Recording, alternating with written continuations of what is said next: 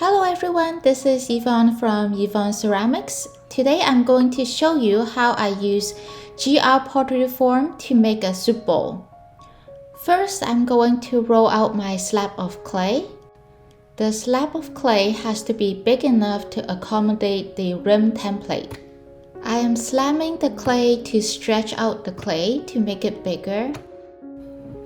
After the slab is big enough, I roll it out to make sure that it is even. Then I use a wooden rib to compress the clay and to smooth out the surface of the clay.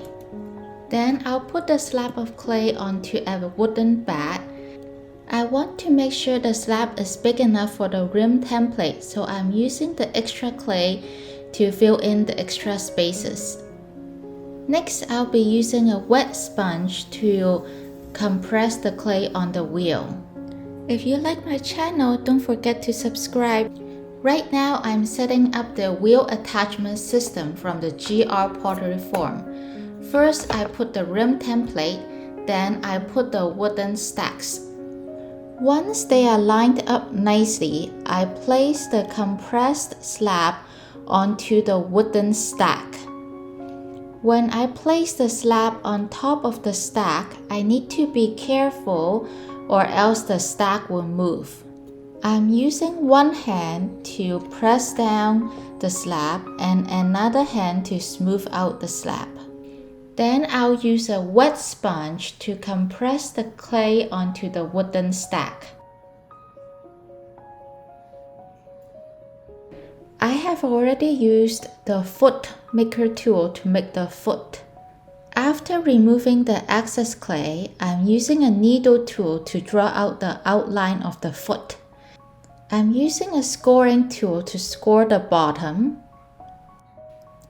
After scoring, I am using water to wet the scored area.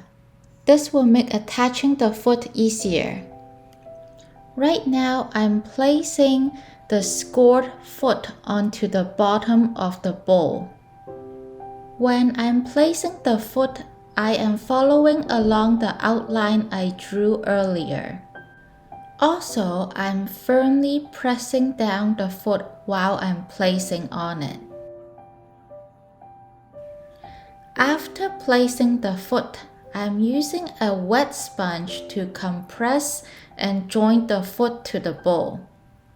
It might look difficult at the beginning, but you just have to keep compressing the foot and it will join nicely.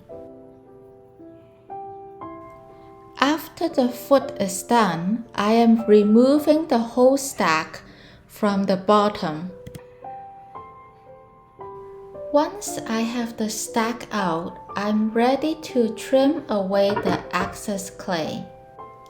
I am using a slingshot tool to follow along the outline of the rim template.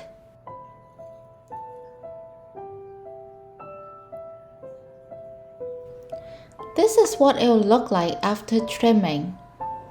After the bowl is leather hard, I clean off the edges with a wet sponge and I'm using a rib to clean out the lines inside. After bisque firing, I want to glaze the rim pink and the inside white, so I'm using tape resist to help me with the clean line. When the white glaze is dry, I can remove the tape resist by using a sharp tool such as a knife.